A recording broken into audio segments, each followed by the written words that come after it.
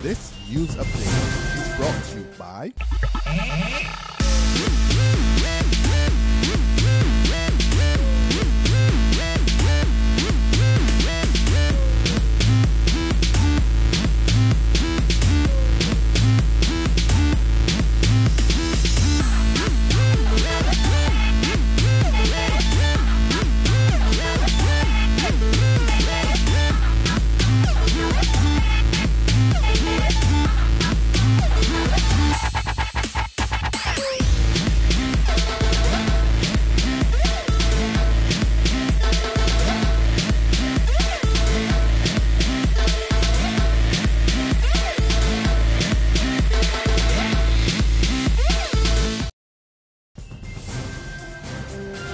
This is the 7 a.m. Barbados Today update for Thursday, August 21st, 2014. Good morning, I'm Carol Williams.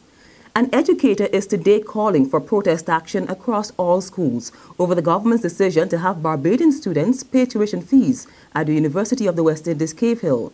Charles Morris, a teacher at the Combermere school, contends that the decision will have severe repercussions and could lead to dropouts even at the secondary school level as students lose hope of being able to afford attending university. He warns that this new policy will undermine the social fabric of the country. Not only in university level, but through the education system, because it impacts on their future. You saying there should be protest action throughout the entire education system? Yes. Secondary schools as well. Because it's going to affect those in primary schools. It's going to affect those in secondary schools. And I'm looking from the perspective of hope alone. Of hope, but the lack of it.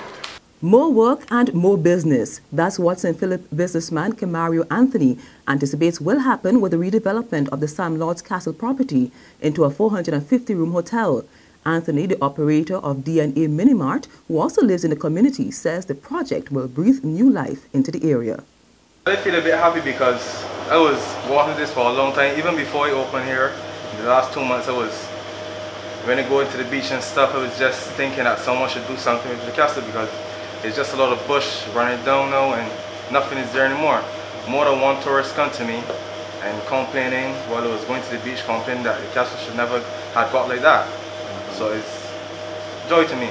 A call today for government to closely monitor the number of photovoltaic installers emerging on island. The Barbados Renewable Energy Association says the recent upsurge in the number of companies is a cause for concern since many are not registered with his association. That's with the association.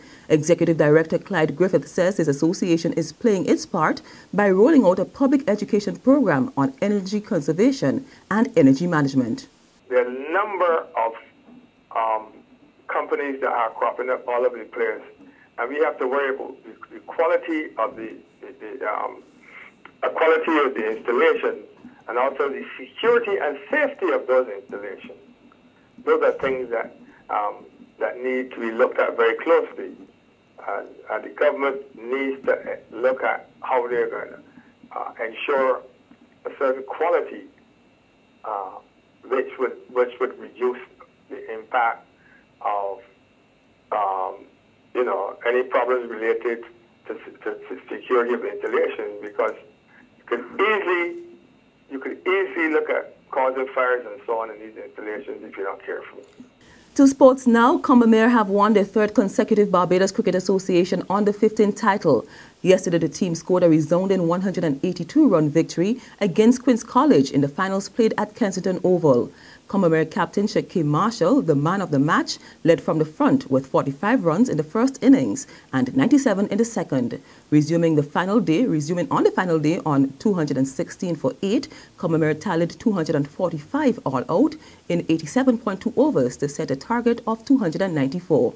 In response, Queen's College crumbled to 111 all out in 42.5 overs in the second innings. There's regional and international news after this short break. Hi, I'm Red Plastic Bag. Anyone who knows me knows I don't like cold.